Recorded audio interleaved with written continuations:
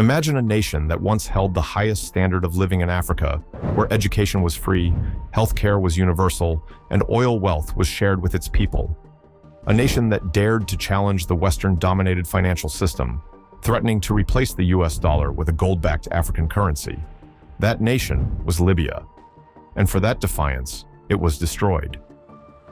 This is the story of how the US and its allies systematically dismantled Libya, plunging it into chaos, civil war, and suffering. It's a tale of power, oil, and a leader who refused to bow to the global order. From prosperity to ruin, from defiance to execution, this is how the West broke Libya. Before we dive into this hidden history, make sure to subscribe and leave a comment below. What are your thoughts on Libya's downfall? Let's start a discussion. Now, let's go back to where it all began. For centuries, Libya was a crossroads of civilizations. From the mighty Roman Empire to the Ottoman rulers, Libya's strategic location between Africa, the Middle East, and Europe made it a valuable prize. But by the 20th century, it had become a colony under Italian rule, suffering from brutal occupation. Then came World War II, and Libya's fate changed again. The Italians were expelled, and in 1951, Libya was declared an independent kingdom under King Idris I. At first glance, independence seemed like a victory. But in reality, Libya was one of the poorest nations in the world. Its economy relied on agriculture, and its people lived in extreme poverty. That is, until black gold was discovered beneath the sands. In the late 1950s, oil was found in vast quantities, instantly transforming Libya from a barren desert kingdom into a gold mine. Western oil companies flooded in, eager to exploit the newfound wealth. Profits soared, but for the average Libyan, little changed. The monarchy, backed by Western powers, hoarded the wealth, while the people remained in poverty. As foreign corporations extracted Libya's riches, resentment simmered beneath the surface. The stage was set for revolution, and in the shadows, a young military officer watched, waiting for his moment. On September 1st, 1969, a group of young military officers led a coup against King Idris while he was receiving medical treatment abroad. At just 27 years old, Muammar Gaddafi took control of Libya, declaring it a republic. He promised to end corruption, reclaim Libya's wealth, and free the country from foreign domination. Gaddafi's ideology was unique. He rejected both capitalism and communism, proposing his Third International Theory, which he outlined in his famous Green Book. His vision? A socialist-style economy where oil wealth was distributed among the people, combined with an Islamic-based political philosophy that opposed Western influence. His first move was to kick out the foreign military bases. The US and Britain, which had maintained strategic bases in Libya, were swiftly expelled. Then he turned his attention to the oil industry. In the early 1970s, Gaddafi nationalized Libya's oil reserves, seizing control from Western companies and ensuring that profits went directly into Libyan hands. With oil revenues now under Libyan control, Gaddafi launched an ambitious program of social and economic transformation, marking a pivotal moment in Libya's history. The impact was nothing short of staggering. Education, once a privilege for the few, was made free for all, resulting in a dramatic increase in literacy rates. Where literacy had been below 20%, it soared to over 80%, changing the landscape of Libyan society. Alongside this educational revolution, healthcare was made universally accessible, which elevated Libya to one of the healthiest nations in Africa, drastically improving life expectancy and quality of life for its citizens. The rapid development extended to housing and infrastructure. Gaddafi's government initiated large-scale projects that brought modern cities, expansive road networks, and advanced irrigation systems to the desert, transforming barren landscapes into thriving urban hubs. These urban developments not only improved the lives of many Libyans, but also solidified the country's standing in terms of infrastructure. In a region where women's rights were traditionally limited, Gaddafi's reforms provided unprecedented opportunities for women. Education and employment were made available to them, which was groundbreaking in a conservative Arab society. By the 1980s, Libya had one of the highest Human Development Index scores in Africa, a testament to the success of Gaddafi's social programs. Gaddafi also introduced a revolutionary program aimed at newlyweds, offering them state-funded homes, no mortgages, no debt. just a house for every family. This initiative was symbolic of the broader vision Gaddafi had for his people, where the government provided for its citizens without creating financial burdens. Libya was thriving, its citizens enjoying the benefits of a welfare state that was reshaping the fabric of the nation. But this success came at a cost, especially when it began to challenge the existing global order, provoking tensions that would shape Libya's future in the decades to come. Gaddafi wasn't just transforming Libya, he was reshaping Africa. He dreamed of a United States of Africa, a continent free from Western economic control. His most ambitious project? The creation of an African gold-backed currency, a financial system that would allow African nations to trade without relying on the US dollar or the euro. This was a direct threat to Western financial hegemony. If Africa adopted its own currency, free from the grip of the IMF and World Bank, Western economies would lose their dominance over the continent's resources. But Gaddafi didn't stop there. He openly supported liberation movements worldwide, providing funding and weapons to groups fighting colonial rule and imperialism. From Nelson Mandela's African National Congress, ANC, in South Africa to the Irish Republican Army, IRA, Gaddafi positioned himself as an anti-imperialist champion. This made him a hero to some, but an enemy to the US and its allies. Western leaders labeled him a dangerous dictator, an unpredictable strongman who needed to be dealt with. The media painted him as an eccentric madman, highlighting his flamboyant outfits and all-female bodyguard unit, while ignoring the vast improvements he had made for his people. By the 1980s, tensions between Libya and the West had reached a boiling point. In 1986, the US, under President Ronald Reagan, bombed Tripoli and Benghazi in retaliation for a nightclub bombing in Berlin that was blamed on Libya. The attack killed Gaddafi's adopted daughter and wounded dozens of civilians, but Gaddafi survived. And rather than retreat, he doubled down. He continued pushing for African economic independence, resisting Western pressure and refusing to bow to US foreign policy. Then, in the early 2000s, something unexpected happened. Under mounting economic sanctions, Gaddafi made a surprising move. He sought reconciliation. Libya dismantled its weapons of mass destruction program, reopened diplomatic ties, and even cooperated with the US on counterterrorism. For a brief moment, it seemed like Libya had found a way to balance independence with global cooperation. Western leaders, once his fiercest critics, welcomed him back into the fold. Oil contracts were signed, investments flowed in, and Gaddafi even met with Western officials who once called for his downfall. But the peace was an illusion, because in the shadows, a storm was brewing, one that would soon bring Libya to its knees. This was just the beginning. In the next chapter, we'll dive into how the US and NATO turned on Libya, using the Arab Spring as a pretext to dismantle the country. We'll expose the real reasons behind the 2011 intervention, and how Gaddafi's downfall plunged Libya into endless chaos. Now, let's move forward. By 2011, discontent was spreading like wildfire across the Middle East. The Arab Spring, a series of uprisings against long-standing autocratic rulers, had already toppled the governments of Tunisia and Egypt. But while many of these protests were rooted in real frustrations, corruption, economic stagnation, and lack of political freedoms, Libya's situation was different. Libyans, unlike their neighbors, had a high standard of living. They had free healthcare, free education, and state-funded housing programs. There was no crushing national debt, no IMF-imposed austerity. Yet, in February 2011, protests broke out in Benghazi, Libya's second-largest city. At first, they seemed like just another wave of the Arab Spring. But what started as peaceful demonstrations quickly turned into an armed insurgency. Weapons appeared in the hands of so-called protesters almost overnight.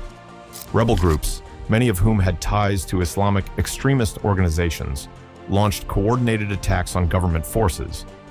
Gaddafi's government responded with force, declaring that Libya was under attack by terrorists. The Western media, however, had a different narrative. They framed Gaddafi's crackdown as a brutal massacre against innocent civilians. Calls for intervention grew louder, and soon, the United Nations passed Resolution 1973, imposing a no-fly zone over Libya.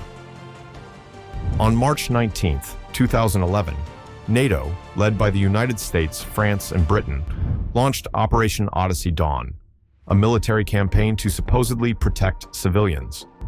But from the very beginning, it was clear that this was not about saving lives. This was about removing Gaddafi.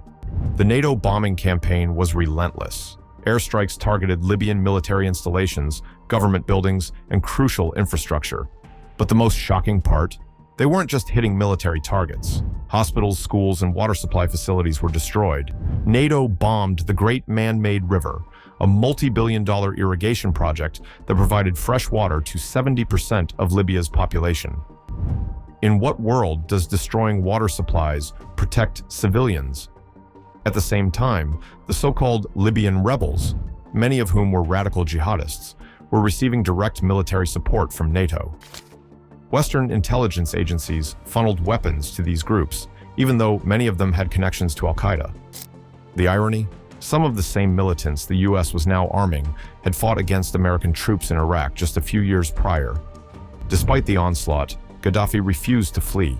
He vowed to fight to the end, declaring, "I am not going to leave this land. I will die here as a martyr." For months, he held on. His forces defended Tripoli as NATO-backed rebels advanced. But in August 2011, the capital fell. Gaddafi retreated to his hometown of Sirte, where he made his final stand. Then, on October 20th, 2011, NATO bombed a convoy carrying Gaddafi and his loyalists as they attempted to leave Sirte. Wounded and disoriented, Gaddafi was dragged from his vehicle by rebel fighters. What happened next was brutal. He was beaten, tortured, and sodomized with a bayonet before being executed on camera. His lifeless body was paraded through the streets as rebels celebrated. And just like that, the man who had ruled Libya for 42 years was gone. The West cheered. Then Secretary of State Hillary Clinton famously laughed in an interview saying, "We came, we saw, he died." But the real question was, what came next? The aftermath of Gaddafi's death left Libya in ruins, as the country failed to transition into democracy. Instead, it descended into chaos, fragmented by militias, warlords, and terrorist groups like ISIS, who took full advantage of the power vacuum left behind. Libya, once a unified state, became a battleground where different factions clashed relentlessly for control, further destabilizing the nation.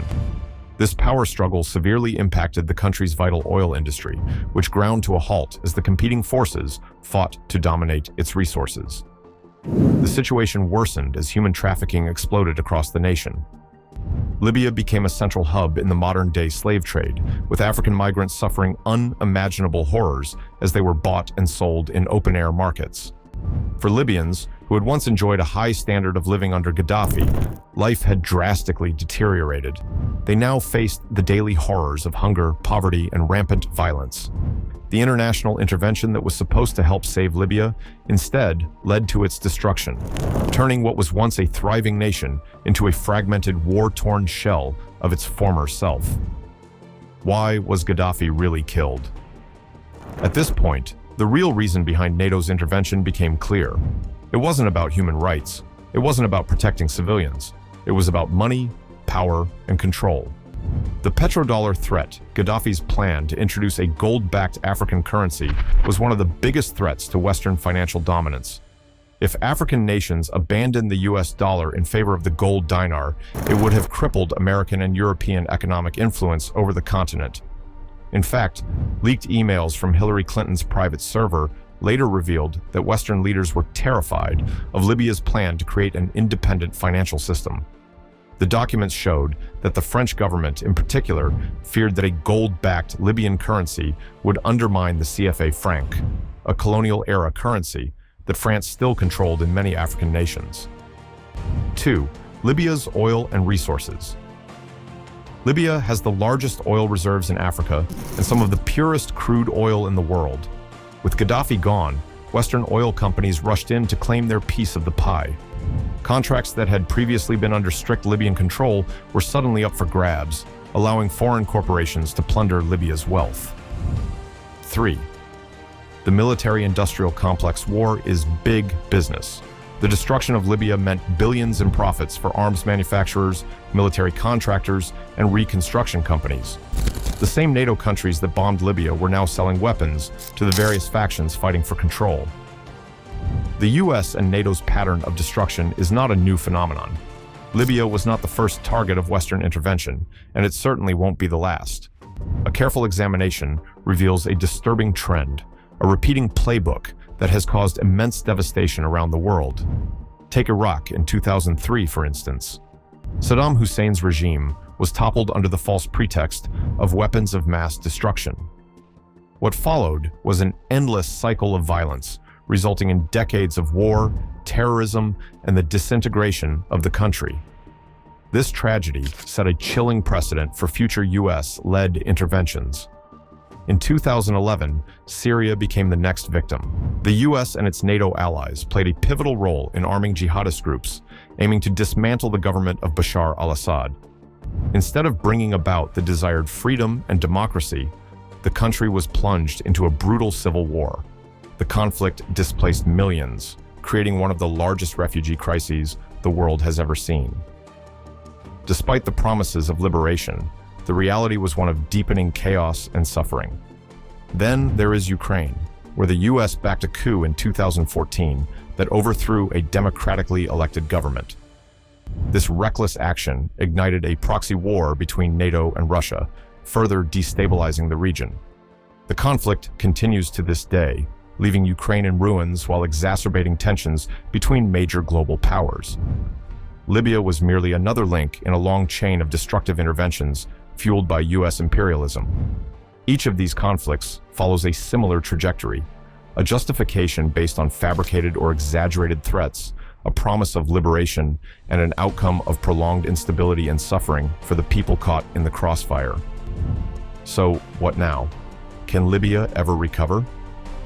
In the final act, we'll explore the consequences of Gaddafi's fall, the ongoing struggles of the Libyan people, and whether there's any hope for the future. Before we continue, drop a comment below. Do you think Libya's downfall was truly about human rights, or was it just another imperialist war? Let's discuss. With Gaddafi gone, Libya didn't become a democracy.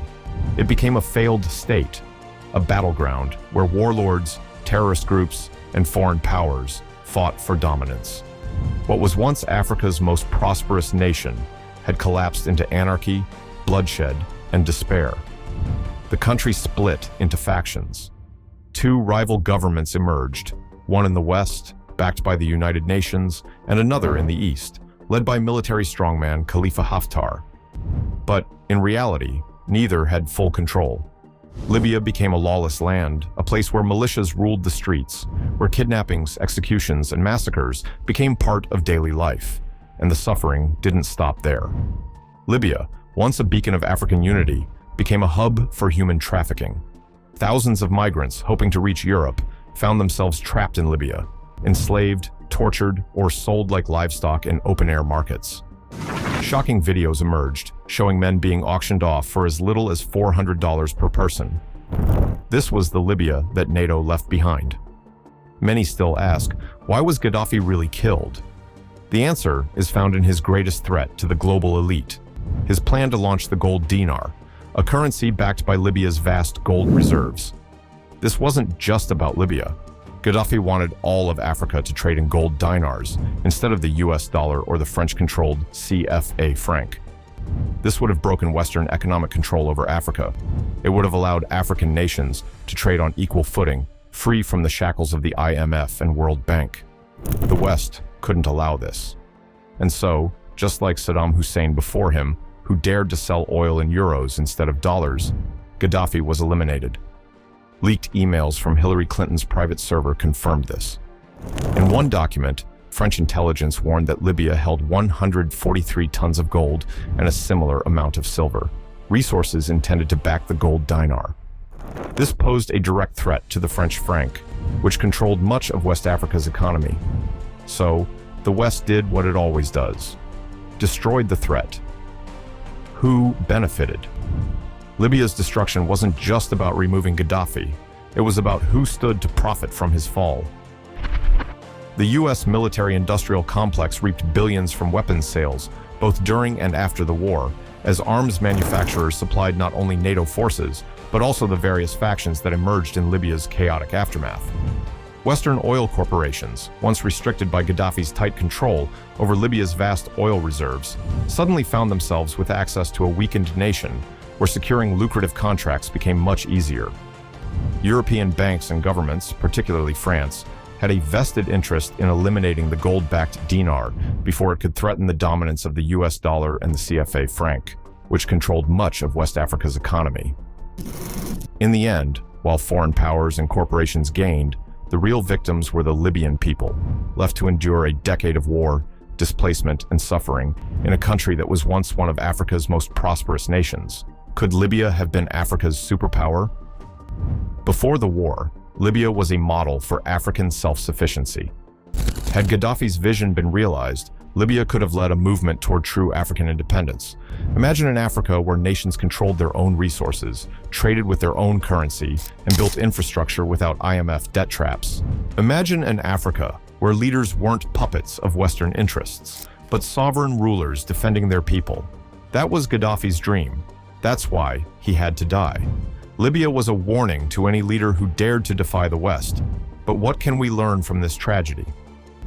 1. The myth of humanitarian intervention. Western governments claim they intervene to protect human rights, but history shows the opposite. From Iraq to Libya, every so-called intervention has left countries in worse shape, destroyed economies, endless wars, and suffering civilians. The lesson: imperialism doesn't save, it destroys. 2. The global financial order is ruthless. Gaddafi's gold dinar wasn't just a threat. It was a declaration of war against the global financial elite. The US dollar, the euro, and the IMF's grip on the world economy depend on keeping nations dependent. Any leader who tries to break free faces the same fate as Gaddafi. 3. The fight for Africa's future isn't over. Even though Libya was destroyed, the battle for African independence continues. Countries like China and Russia are now challenging Western influence in Africa. New trade alliances are forming.